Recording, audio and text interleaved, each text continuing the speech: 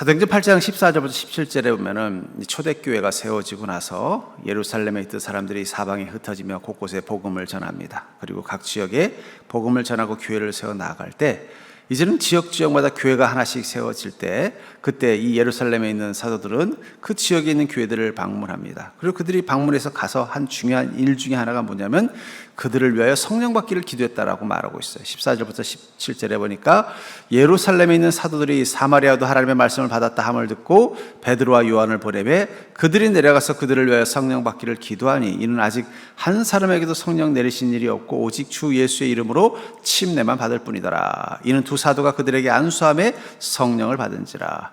이미 예수 그리스도의 이름으로 고백하고 침례를 받았으면 끝이라고 생각할 수 있는데 무엇을 받지 못했다고 말하고 있어요?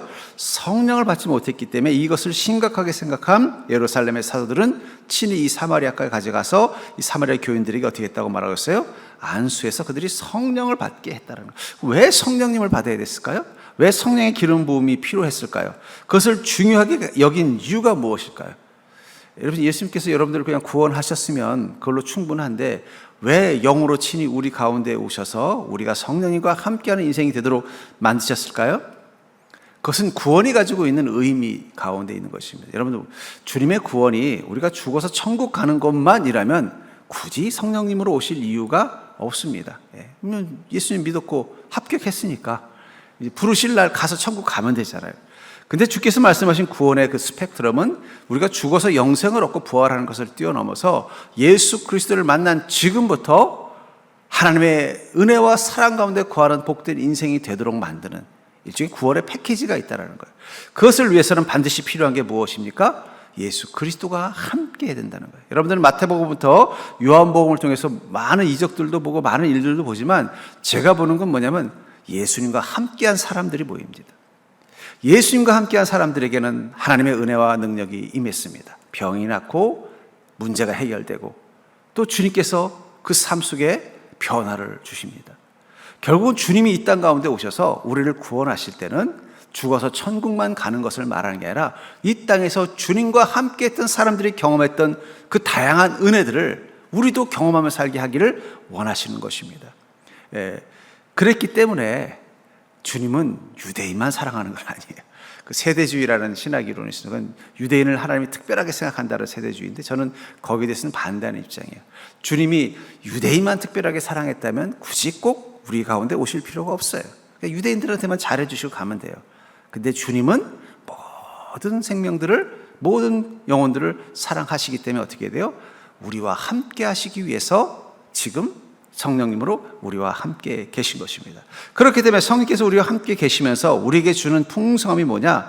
지혜를 가지고 사는, 그래서 그것을 통해서 구원받은 자의 풍성한 삶을 경험하게 하시기 위해서 우리와 함께 계신 성령 하나님은 어떤 영이라고 말씀하고 있어요? 지혜의 영이다 라고 말하는 거예요. 여러분, 인생은 지혜가 있어요. 제가 이렇게 성도들을 많은 교회, 여러 교회에서 많은 성도들을 대해 보면서 그 성도들의 삶을 보니까 결국은 뭐가 문제냐면 악해서 문제가 아니라 어리석어서 문제더라고요. 어리석어서. 악한 사람이 문제가 아니라 차라리 악한 사람은 그 악 때문에 어떻게 돼요? 그 값을 치르고 당연한 거예요. 근데 악한 게 아니라 어리석어서 죄를 짓고 어리석어서 잘못된 판단을 하고 어리석어서 잘못 결정을 해서 그 대가로 고통을 받는 걸 보면요, 아유 속상해요. 악해서 벌을 받는 거라면 당연한데 이거 어리석어서 고통을 당하는 거는 참 속상해요. 근데 의외로 많은 그리스도인들이 어리석은 경우가 많습니다.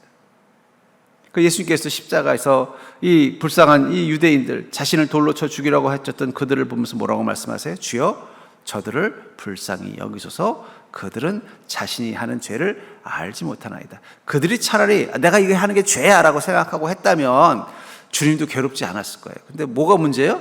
모른다는 거예요. 모른다는 거. 자신이 하는 행동이 얼마나 어리석은지를 모르기 때문에 주님을 십자가에 달려 죽게 하신 이 어리석은 죄를 짓는 걸 보면 속상하신 것처럼 우리가 예수 그리스도를 만났어도 성령님이 주는 그 지혜를 가지고 살지 못하면 어떻게 돼요? 우린 주님을 만났어도 그 만난 기쁨을 이 땅에서는 못 누리는 거예요. 물론 이제 죽어서 천국에 갈 것입니다. 또 그 뒤에는 영생을 얻게 될 것입니다. 그러나 이 땅에서 주님을 일찍 만난 혜택이 없잖아요. 일찍 만났으면 일찍 만난 혜택이 있어야죠.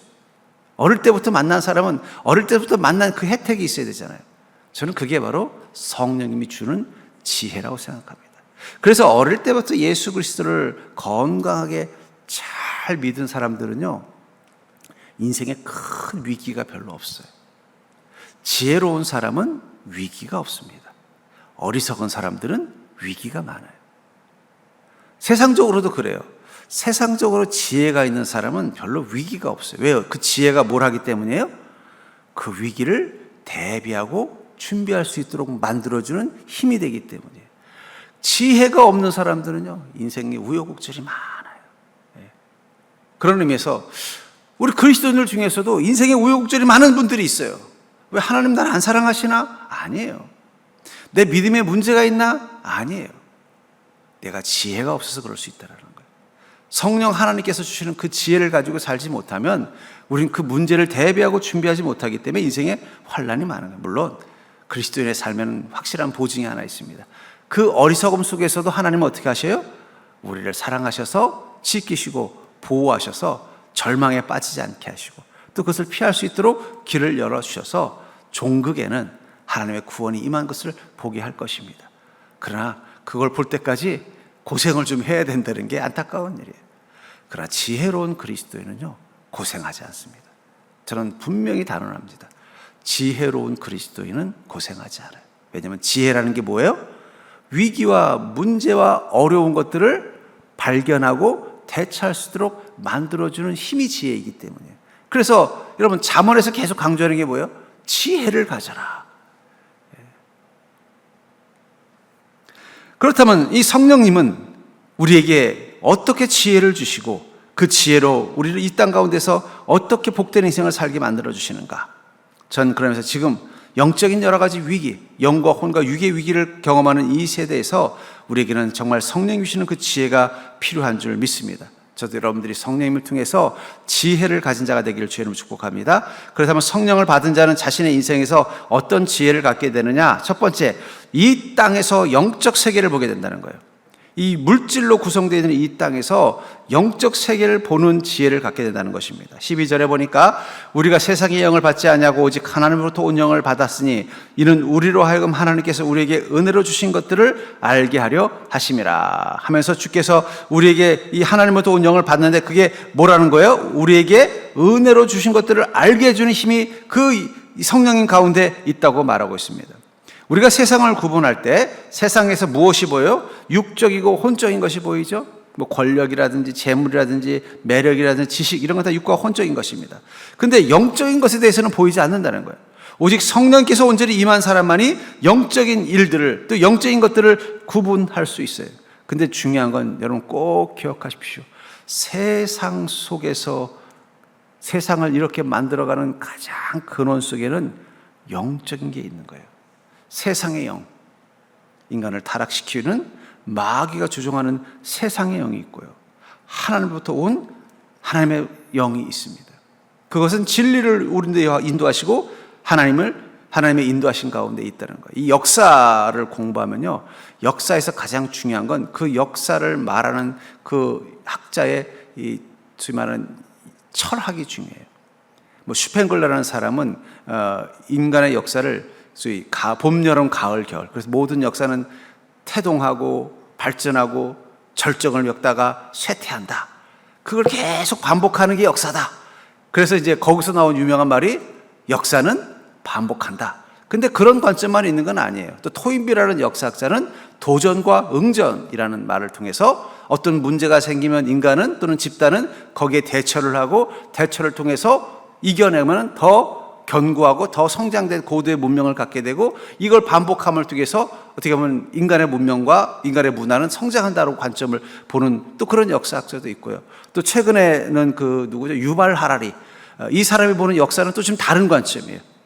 진화론적 관점인데 그 진화의 끝이 뭐냐?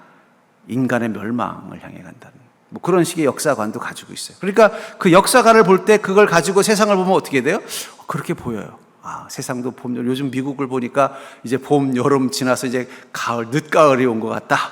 또 중국을 보니까 저기는 이제 막 봄 꽃이 피고 있구나. 이렇게 역사학적으로 볼 수 있고, 또 하나는 미국이라는 거대한 나라가 전 세계를 지배하니까 또 중국이라는 나라가 도전을 하고 그 도전에 대해서 또 응전을 하고, 이렇게 역사학적으로 볼 수도 있고, 하나의 진화적 과정으로 바라봐서 점점 인류의 문명이 소위 멸망을 향해 가고 있다라는 관점으로도 보이더라고요. 다.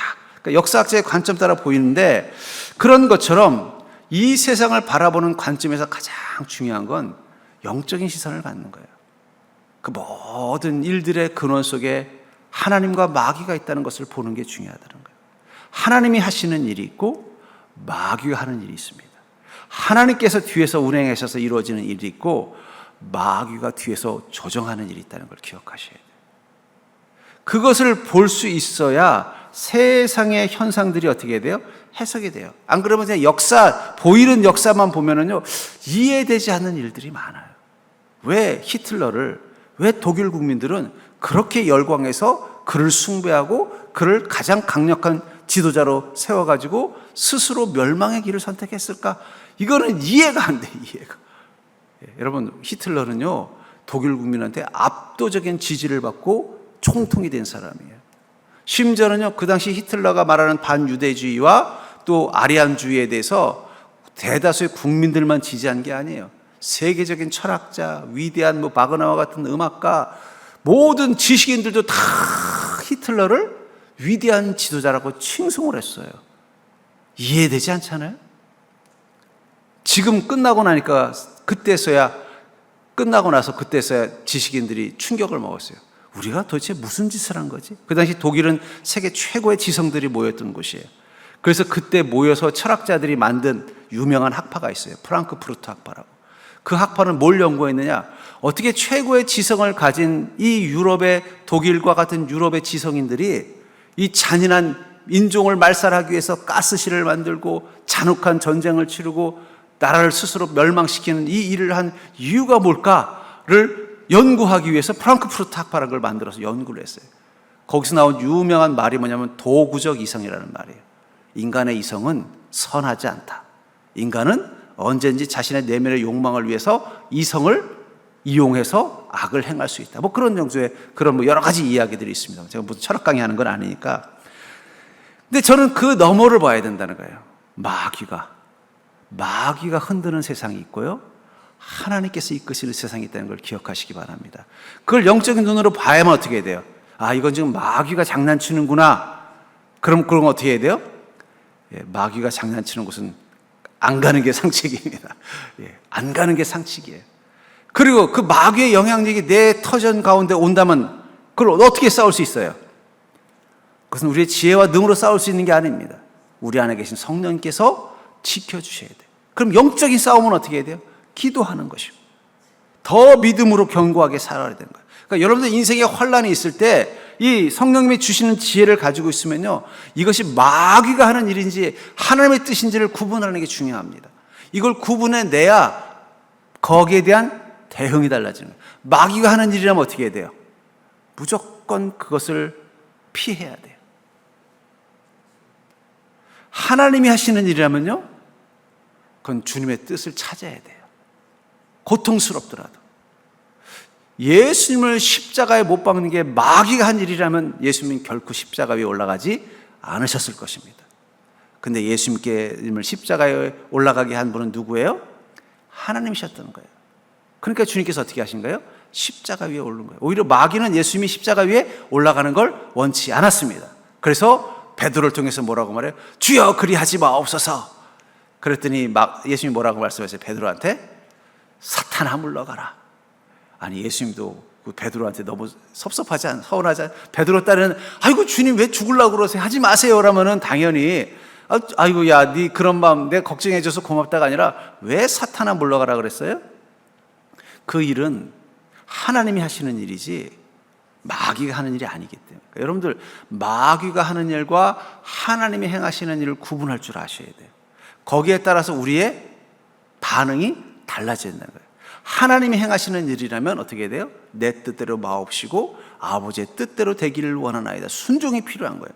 마귀가 하는 일이라면요, 우리는 더 영적으로 무장해서 거기에 지면 안 되는 거예요. 근데 그 출발이 뭐라는 거예요? 성령께서 우리가 그것을 구분할 수 있도록 지혜가 되어주셔야 돼요. 우리 삶 속에서는 여전히 이 두 가지가 있습니다. 저희가 만약에 역사학자라서 역사를 쓴다면 저의 관점은 하나님의 계획하심과 마귀의 장난.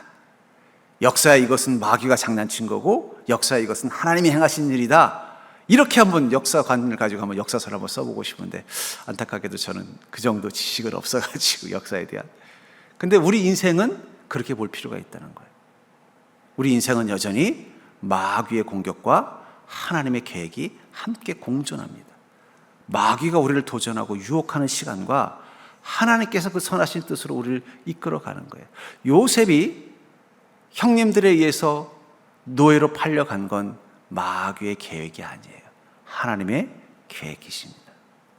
요셉이 보디발 장군 집에서 있다가 유혹을 당했지만 그것을 이겨낸 그것은 마귀의 유혹이라는 것을 알았기 때문이에요. 그리고 요셉이 그 일로 인하여 억울한 모함을 당해서 감옥에 들어간 건 마귀가 한 것이 아니라 하나님께서 행하신 일입니다. 그래서 요셉은 어떻게 했어요? 그 안에서 기도하면서 주님의 뜻을 찾았어요. 그랬더니 어떻게 됐어요? 그 감옥의 문이 열렸을 때 그것은 보디발 장군 집에 종으로 들어가는 문이 아니라 애굽 왕궁의 총리로 들어가는 문을 열어주셨다는 거예요. 결국 요셉의 지혜는 어디서부터 시작이 된 거예요? 이것이 마귀가 하는 일인가 하나님께서 행하시는 일인가를 구분하는 지혜로부터 왔다는 거예요. 형님들이 7년 대기근 내 먹을 것을 구하러 애굽에 왔을 때 마귀는 옆에서 이렇게 요셉에게 말했을 거예요. 야, 드디어 네가 복수할 기회가 왔다. 너희 형님들 형인데 죽이지 못하겠고 데려다가 너 힘 있잖아. 애굽의 노예로 좀 몇 년 굴리게 해봐. 너 할 수 있잖아. 너 그동안 얼마나 억울하고 힘들었니? 근데 그때 요셉이 뭐라고 말했어요? 내가 하나님을 대신하리까. 그것은 형님들이 한 게 아니라 누가 하셨다고요? 하나님이 행하셨다고 보는 거예요. 이건 중요한 겁니다. 만약에 그때 그것을 하나님이 행했다고 보지 않고 마귀가 했다고 봤으면 어떻게 됐겠어요? 아마 분명히 요셉은 다르게 반응했을 것입니다. 그러니까 여러분 그런 의미에서 우리는 지금도 여전히 영적인 눈을 뜨고 여러분들의 삶을 봐야 돼요. 일 하나하나를 볼 때 어떻게 해요? 이건 하나님의 계획인가? 마귀의 유혹인가? 이건 하나님의 뜻인가? 마귀의 계략인가? 이거 구분하는 것부터 시작해야 우리 삶이 어떻게 돼요? 복된 선택을 하고 복된 선택이 쌓인 인생이 뭐가 되는 거예요? 그게 형통한 인생이 되는 거예요. 형통은 가만히 마치 감나무 밑에서 입 벌리고 있으면 감이 떨어지는 게 아니라 인생의 갈림길과 순간순간 성령께서 주시는 지혜를 따라서 내가 복된 선택을 한 결과로 얻어지는 것입니다. 저도 제 인생의 반세기를 살면서 순간순간 중요한 선택의 순간들이 있었어요. 근데 감사하게도 제가 그렇게 똑똑하진 않은데 하나님이 좋은 선택을 하게 해 주셨던 거예요. 그 결과가 제가 그래도 내 인생 돌아보면서 후회 없이 감사하면서 사는 비결이 된 것입니다. 그러니까 여러분들 인생에서 가장 중요한 그것은 이것이 나에게 유익이냐 손해냐가 아니라 이 일이 일어난 근원 속에 하나님이 계시는가 마귀가 있는가를 구분하시는 게 필요하다는 거예요. 그러려면 어떻게 되겠어요? 성령께서 더 우리 안에 충만히 있어야 된다는 거예요. 두 번째로 성령을 받은 자는 자신의 인생에서 어떤 지혜를 갖는가? 바로 하나님의 예비하심을 보게 된다라고 말하고 있습니다. 10절부터 11절에 보니까 오직 하나님이 성령으로 이것을 우리에게 보이셨으니 성령은 모든 것 곧 하나님의 깊은 것까지도 통달하시느니라. 사람의 일을 사람 속에 있는 영 외에 누가 알리요? 이와 같이 하나님의 일도 하나님 영 외에는 아무도 알지 못하더라. 하나님의 깊은 것까지 통달하신 분이 누구라는 거예요? 성령님이에요. 여러분 성령님을 통해서 우리가 얻는 가장 큰 지식은 뭘까요? 하나님의 생각과 뜻을 아는 것입니다. 아까도 말했잖아요. 우리 인생에서 가장 중요한 건 하나님의 뜻과 계획이 무엇인지를 분명히 알면 우리는 충분히 형통과 복된 삶을 선택할 수 있는 것입니다. 성경에 보면은 형통과 복된 삶을 살았던 사람들의 공통점은 뭐냐? 그들은 성령님을 통해서 하나님의 마음을 누구보다 잘 이해한 것입니다. 제가 주일 토요일 날도 예화를 들었습니다만 제가 섬기는 큰 교회 이 목사님은 늘 바쁘신 분이셨어요. 근데 그분에게 또 어떤 허가를 받고 결제를 받을 일들이 있을 때 제일 중요한 건 비서실로 가는 겁니다. 비서실 가서 물어봐요. 목사님 요즘 기분이 어떠셔? 그러면 기분이 나쁘다 그러면 이건 좀 보류해야 되겠다. 나중에 보고해야겠다. 고 숨겨놔요. 기분 좋다 그러면 얼른 가져가요. 또 목사님의 의중을 확인해서 요즘 목사님 뭐에 관심이 있어? 그럼 어떻게 돼요? 거기에 맞춰서 이러면 이런 걸 원하시는구나 하고 거기에 맞춰서 어떤 사역에 대해서 가져오면은 목사님이 이런 생각을 다 했어? 잘했네 하고 칭찬하는데, 만약에 목사님의 생각과 전혀 다른 걸 하면 어떻게 하냐? 자네는 머리가 별로 안 좋은 것 같아. 이러면 이제 면박을 당하는 거예요.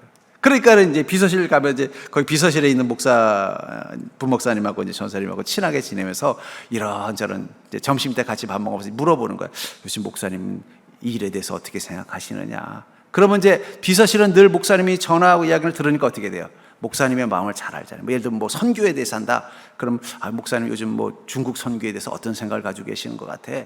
그럼 들어보고서 목사님 이런 생각이구나 하면 어떻게 돼요? 거기에 맞게 선교의 전략을 가져가면은 우리 아무개 목사는 좀 뭔가 이 주님을 위해서 일하는 법을 안 해 하면서 기뻐하는 거예요. 근데 전혀 모르고 그냥 지 생각대로 가져가면요, 그냥 한숨부터 쉬시는 거예요. 그리고는 이걸 가져 기한이라고 가져가면 홀이 나고 가는 거예요. 결국 무슨 차이예요? 정보력 차이예요. 정보력 차이. 성령 하나님은 오늘 본문에서 뭐라고 말하고 있어요? 하나님의 깊은 것까지 통과하실 뿐만 아니라 하나님의 일도 하나님의 영에는 아무도 알지 못한다고 말을 했어요. 하나님 도대체 무슨 생각을 가지고 계시는지, 하나님께서 어떤 계획을 가지고 계시는지 그것만 알아도 우리는 충분히 복을 누릴 수 있습니다. 왜냐하면 그 순간 어떻게 돼요? 성령님은 하나님이 가시는 길을 우리에게 보여주니까 그 길에 편승하면 되는 거예요. 복도 편승이 중요한 거예요. 편승. 요즘 우리나라에 가장 수출을 잘 되는 상품이 두 개입니다. 하나는 반도체고 하나는 자동차입니다. 특히 이 자동차는 전기차가 그렇게 잘 팔린대요. 왜 그럴까요? 우리나라에서 반도체를 잘 만들어서만 그런 게 아니라 갑자기 전 세계에 AI 붐이 일었기 때문에 그런 거예요. 원래 잘 만들지만 붐까지 이르니까 어떻게 돼? 이게 없어서 만들 수 있는 회사들이 몇 없으니까 없어서 나는 거예요. 특히 SK 하이닉스는 맨날 이 삼성전자에 치여가지고 그냥 길을 못 폈는데 SK 하이닉스에서 선택과 집중을 했어요. 우리는 메모리 중에 다른 건 삼성 못 이기니까 그 HBM 우리 여기에 올인하자 해놨는데 하필이면 이 AI가 오면서 이 HBM이 정말 필요한 거예요. 근데 삼성은 그때쯤 뭔 생각이냐, 그 HBM 별로 수요도 많지도 않고 별로 수익성도 없고 이건 좀 천천히 하고 딴 거부터 하지 이랬다가 갑자기 어떻게 된 거예요? 수요가 이쪽으로 가니까 지금 SK 하이닉스는 그냥 난리가 났고 삼성전자는 지금 조금 주춤주춤 하고 있다는 거예요. 결국 무슨 차이예요? 이 편승이 되게 중요한 거예요. 자동차도 마찬가지예요. 우리나라는 그래도 전기차를 꾸준히 개발하고 또 배터리도 만들는 했으니까는 지금 와서 또 잘 팔려서 난리는 거예요. 잘 해서만이 아니라 뭐가 있는 거예요? 편승을 잘해요. 여러분, 복 받는 일도 그래요. 내가 잘하는 것만 가지고는 큰 복 못 받아요. 편승을 잘해야 돼요. 어떤 편승이요? 하나님의 뜻과 계획이 어디 있는지를 아는 게 중요합니다. 거기에 맞춰서 내 삶을 같이 방향의 기술을 맞춰서 가면 어떻게 돼요? 복이 쏟아지는 거예요. 하나님도 모두에게 다 공평한 복을 주는 게 아니라 하나님의 뜻과 계획에 동참할 수 있는 자들에게 더 많은 복을 주시는 거예요. 성경에 보면 하나님의 권능으로 살았던 사람들의 특징이 뭐냐? 그들은 하나님의 계획과 뜻 앞에 편승하는 믿음으로 살았기 때문에 어떻게 돼요? 하나님께서 그들에게 복을 더하여 주신 거라는 것입니다. 애굽에 있던 이스라엘 민족이 광야로 나와서 광야에서 하나님의 큰 은혜를 누리고 드디어 가나안 땅에 들어가는 것. 여러분, 이스라엘 민족처럼 남의 민족에게 지배받는 그 불쌍하고 어렵고 고통스러운 민족이 전 세계에는 엄청나게 많았어요. 그렇다고 하나님께서 그런 노예 민족들을 다 불쌍히 여기서 다 모세 같은 지도자 보내서 그들에게 가나안 같은 땅 줘서 다 자유를 누리게 해주지 않으셨어요. 그럼 왜 이스라엘 민족에겐 그런 특혜를 주셨어요? 그건 하나님의 가나안 프로젝트가 있기 때문에 그런 거예요. 내가 이 가나안을 통해서 정말 예수 그리스도가 탄생할 수 있도록 준비를 하려고 보니까, 그러면 예수님을 어느 민족을 통해서 태어나게 해야 될까 보니까 누가 눈에 띈 거예요? 우상과 싸우고 있는 아브라함이 보인 거예요. 우리 성경에 나와 있지 않지만 소위 말해 전승에 보면은 이 아브라함의 아버지가 우상을 많이 섬겼다 그래요. 근데 아브라함은 거기 끝까지 우상 숭배를 안 하기 위해서 아버지와 갈등했다. 뭐 그런 이야기들이 있는 전승이 있습니다. 뭐 그게 사실일 수도 있어요. 성경에 기록만 안 됐을 뿐이지. 하지만 분명한 건 그것이 하나님 눈에 어떻게 본 거예요? 저 아브라함 내 마음에 드네. 그럼 저 아브라함의 후손을 통해서 예수 그리스도가 탄생해야 하게 해야 되겠다. 이 가나안 프로젝트에 누굴 쓴 거예요? 아브라함을 선택했기 때문에 그 아브라함의 후손들이 애굽에서 400년 동안 종살이 하다가 기적적으로 그들을 하나님께서 가나안 땅에 자유로운 국가를 설립하도록 만들어 주신 것입니다. 그들이 잘나서가 아니라 하나님의 계획이 그들 가운데 임했기 때문이라는 거예요. 그러니까 여러분, 복 받는 그리스도인들은요, 자신이 잘나서 복 받는 게 아니라 하나님의 계획이 임할 때 복을 받는 것입니다. 그거를 군대에서 저는 경험했어요. 뭐냐면 이 논산 훈련소에 가면은요, 줄을 잘 서야 돼요. 왜냐하면 이 때로는 그런 게 있대요. 예를 들면 이 사람은 어디 수방사로 보내고 이 사람은 어디 좋은 부대로 보내야겠다. 그런 좀 있으면 그 사람만 보내면 비리가 되니까 어떻게 하냐면 그 사람 앞뒤에 한 3-4명을 한꺼번에 보낸대요. 그러니까 줄 잘 서가지고 어떻게 돼요? 나는 아무것도 없는 거예요. 그럼 나 좌체전방에 가서 진짜 소총수 할 수밖에 없는데 하필이면 내 앞에 있는 친구가 뭐 요즘은 안 그러겠지만 옛날엔 그랬대요. 뭐 알고 봤더니 아버지가 육군 대장인 거예요. 그러니까 자기 아들, 우리 아들 전방에 보내긴 그렇고 저기 서울에 있는 수방서로 좀 보내봐. 근데 또 혼자만 보내면 티가 나니까 어떻게 해요? 한 대여섯 명을 이렇게 묶어서 보내면 옆에 있다가 복을 받는 거예요. 그러니까 여러분들, 그리스도인도 그런 복이 있어요. 하나님께서 누군가에게 주님의 일을 하려고 결심하시는 그 순간 그 복은 그 사람에게만 임하는 게 아니라 옆에 있던 사람도 받는 것입니다. 사르밧 여인이 그런 거잖아요. 사르밧 여인. 그 기근에 진짜 죽는 것밖에는 답이 없었잖아요. 3년간 기근 때문에 먹을 거 다 떨어지고 이제 돈 꿀 데도 없고 집에 있는 살림살이 다 전당포에 맡겨서 남은 거라고는 기름병 하나랑 그릇 하나밖에 없는 거예요. 죽으려고 쓸 수 있는 목 매달 수 있는 노끈 하나밖에 없는 이 비참한 처지 가운데서 자신이 할 수 있는 건 아무것도 없었지만 하필 그때 누가 옆에 있었어요? 엘리야가 그 옆에 있었던 거예요. 수넴 여인도 마찬가지예요. 그러니까 여러분, 우리는 하나님께서 우리 인생 가운데 함께 계시면 우리 눈에 뭐가 보여요? 하나님의 길이 보이는 거예요. 성령님은 우리에게 그런 지혜를 주는 거예요. 성령님은 우리가 이 땅에서 어떻게 하면 잘 살고 어떻게 하면 복 받고 이런 지혜를 주는 게 아니라 하나님의 계획과 뜻을 보게 해주시는 지혜를 갖는 거예요. 하나님의 마음을 알게 해주는 지혜가 있는 거예요. 그러면 그 순간부터 우리는 어떻게 해야 돼요? 결정하는 겁니다. 주님이 그 마음이 있는데 내가 그 마음 따라 갈 것이냐 말 것이냐. 따라가면 어떻게 돼요? 그게 하나님의 은혜와 복을 누리는 길로 가는 것입니다. 그렇기 때문에 성령 받은 자는 자신의 인생에서 어떤 지혜를 갖나? 바로 주님의 마음이 가시는 것을 보게 된다는 거예요. 성령께서 우리 안에 있으면요, 주님의 마음이 가시는 것을 보는 자가 된다고 말하고 있습니다. 14절부터 16절에 보니까 육에 속한 사람은 하나님의 성령의 일들을 받지 아니하나니 이는 그것들이 그에게는 어리석게 보이며 또 그는 그것들을 알 수도 없나니 그러한 일은 영적으로 분별되기 때문이라. 신령한 자는 모든 것을 판단하나 자기는 아무에게도 판단을 받지 아니하느니라. 누가 주의 마음을 알아서 주를 가르치겠느냐? 그러나 우리가 그리스도의 마음을 가졌느니라. 우리가 누구의 마음을 가졌다고요? 그리스도의 마음. 성령의 사람들은 그리스도의 마음을 갖게 됩니다. 그럼 그리스도의 마음을 갖게 된다는 건 뭘 말하는 거예요? 그리스도가 무엇에 관심이 있는지, 그리스도가 어떤 것에 대한 마음을 가지고 있는지를 아는 자가 되는 거예요. 아까도 말한 것처럼 주님의 뜻과 계획을 안다면 우리는 선택하는 거예요. 따라갈 것이냐, 도망갈 것이냐. 그리스도의 마음을 아는 자는 어떻게 될까요? 그 마음씀이 결국은 그리스도와 함께 하는 일, 그리스도의 기쁨이 되는 일, 또 그리스도와 함께 하기 위해서 선택하는 일을 선택하게 되어져 있는 것입니다. 그리스도의 마음이 보이는 인생은요, 자기 인생 속에서 어떻게 돼요? 주님이 무엇을 원하시는지, 주님께서 어떤 걸 바라시는지를 알고 그것을 따라 행할 수밖에 없어요. 왜냐하면 사랑이 마음이 아니까. 여러분들이 누군가를 사랑하면 어떻게 돼요? 사랑은 공감으로 이어지잖아요. 공감으로 이어지면 어떻게 돼요?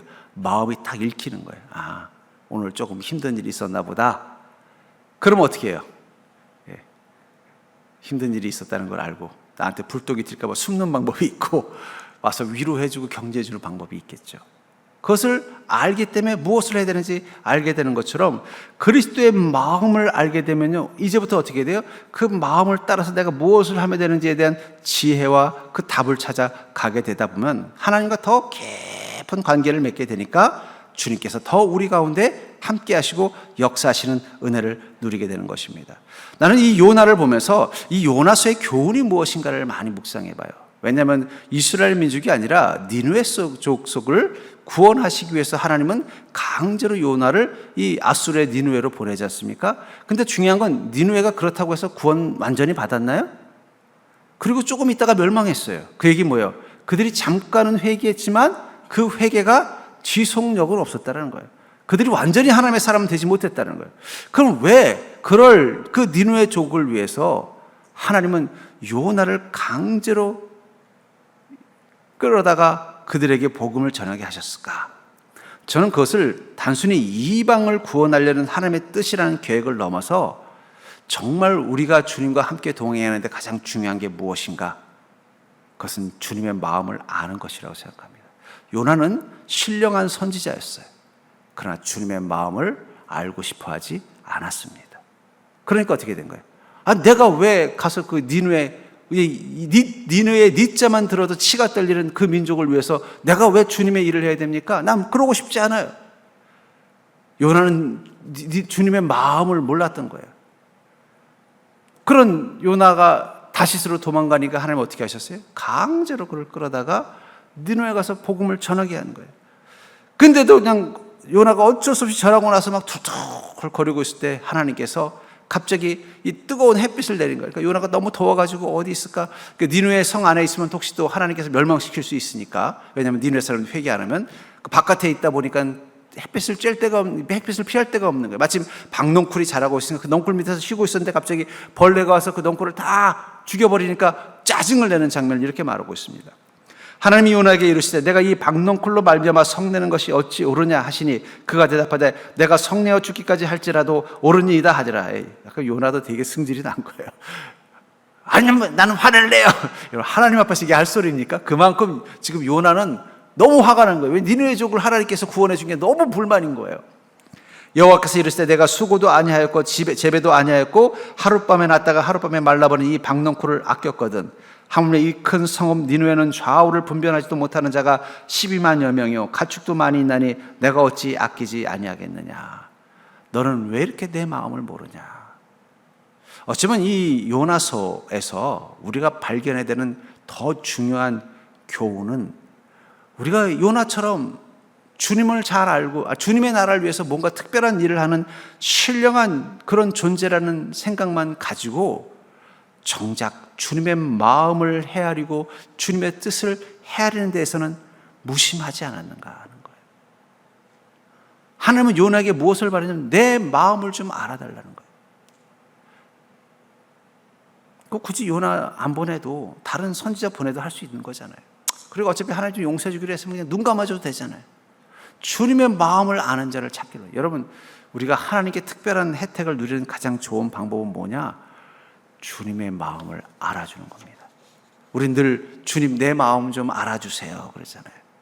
근데 주님도 가끔은 주님 마음 알아주는 그런 그리스도인들, 그런 인간들을 만나고 싶어 해요. 그리고 그런 인간을 만나면 주님 어떻게 하세요? 특별하게 대우를 해주는 거예요. 특별하게. 아브라함이 믿음의 조상인 건 그가 믿음으로 위대한 일을 했기 때문이 아니에요. 여러분 아브라함 한번 찾아보십시오. 아브라함이 뭘 믿음으로 위대한 일을 했습니까? 우리는 이 교회 역사 속에 더 위대한 순교도 하시고 교회도 멋지게 세우시고 한 나라의 복음을 위해서 엄청난 일들을 한 얼마나 믿음의 사람들을 많이 봤어요. 아브라함은 거기에 비하면 별로 한 거 없어요. 그냥 자기 몇몇 식구들 데리고 가나안 땅 간 거예요. 거기 가서도 뭐 대단한 일 한 것도 없어요. 그냥 농사 짓고 살았어요. 예배 드리고 자식 키우고. 근데 왜 우리는 그를 위대한 믿음의 조상이라고 말하느냐? 하나님이 그를 아끼셨어요. 근데 하나님 왜 아끼셨어요? 주님 마음을 아는 자였기 때문에. 어느 날 하나님께서 이 소돔성을 보니까 너무 화가 나는 거예요. 그들을 멸망시키러 간 거예요. 니누에처럼 멸망시키려고 한 거예요. 그러다가 마침 가는 길에 저기 아브라함이 집이 있구나, 우리 잠깐 들려서 아브라함이나 한번 보고 가자 하곤 들려서 아브라함이 저 극진히 접대를 하니까는 이런저런 얘기하다, 근데 아브라함아, 내가 사실은 지금 어디 가고 있냐면 소돔성 가고 있는데 그 소돔성의 악이 너무 심하다, 내가 가서 거기를 심판해야 되겠다. 아마 요나 같았으면 뭐라 그랬을까요? 아이고, 하나님이 잘 생각하셨어요, 빨리 가서 끝내세요, 그랬을 텐데 아브라함은 뭐라고 말했어요? 주님, 한 번만 더 생각해 주세요. 거기 의인 50명 있으면 어떡합니까? 근데 왜 하나님은 그 말을 기뻐하셨을까요? 주님이 그 마음이었기 때문이에요. 그 죄를 보면 화가 나지만 그 중에서 그래도 주님을 여전히 사랑하는 마음이 있다면, 내가 이 일을 해도 되나? 하나님은 유일하게 엄격하시고 완벽하지만 인간 앞에서만 유일하게 좀 허술하세요. 사랑 때문에 머뭇거리시고 주저앉으시고 갈등하시고. 여러분, 하나님은 갈등하시는 분이 아닙니다. 인간 때문에 갈등해요. 그게 사랑이라는 거예요. 그런 마음을 아브라함이 알아주니까 하나님 어떻게 해요? 기쁜 거예요. 그래서 그를 믿음의 조상이라고 말씀하시는 거예요. 여러분, 저는 여러분들이 주님을 위해서 뭔가 거창하고 위대한 일을 하시지 마시고 주님의 마음을 좀 알아주는 자가 되기를 주로 축복합니다. 그 마음을 알기 때문에 하는 자가 되면 그게 바로 가장 위대한 믿음의 결단이라는 거예요. 저는 교회를 섬기는 것도 그런 마음이셨으면 좋겠어요. 주님의 마음을 알기 때문에 교회를 섬기는 거예요. 그럼 그 섬김은 복이 되게 돼 있어요. 그 섬김은 주님이 기뻐하는 거예요. 근데 주님의 마음을 전혀 헤아리지도 않고 그냥 섬김에만 집중하면요, 그게 주님의 뜻과 어긋나면 어떻게 돼요? 오히려 자신이 하나님께 죄를 짓게 되는 것입니다. 전 그러면서 여러분들 주님의 마음을 알고 사는 인생 되기를 주의 이름으로 축복합니다. 그러려면 어떻게 돼요? 성령께서 우리 가운데 계시는 게 중요하다는 거예요. 그 성령을 통해서 주님의 마음을 헤아려야만 우리가 어떤 삶을 사는 것인가를 알 수 있다는 것입니다. 저는 분명히 여러분들에게 성령님이 주시는 지혜를 따라 사시는 것이 여러분들의 인생을 복되게 사는 가장 중요한 축복이라는 사실을 기억하시기 바랍니다. 왜냐하면 세상의 주인은 어떠한 순간도 하나님께서 주인이시고 세상을 만드신 하나님은 언제든 마음만 먹으면 세상을 바꾸실 수 있으며 우리를 사랑하신 하나님은 언제든 결심만 하시면 여러분들을 높여 주십니다. 그러려면 우리에게 필요한 건 무엇입니까? 주님이 우리를 알아주기를 원하는 마음만이 아니라 우리가 주님의 마음을 알아가려는 믿음의 노력이 있으면 된다는 거예요. 그 고민 가지고 주님 섬기면 거기부터 주님의 형통이 여러분들의 삶 가운데 임하는 것을 믿으시기 바랍니다. 여러분들이 한 주간도 주님 내 마음 알아달라고만 기도하지 마시고 내가 주님 마음 아는 자 되게 해달라고 기도하십시오. 그리고 그 마음을 따라 한번 살아보십시오. 그럼 그때부터 여러분들의 인생 가운데 주님의 더 강력하고 더 뜨거운 관심과 사랑이 내 삶을 감싸고 있는 것을 경험하게 될 것입니다. 그때부터 우리 인생에는 더 놀라운 형통이 임하는 것입니다. 전 여러분들이 그런 복을 누린 자가 되기를 주의 이름으로 축복합니다.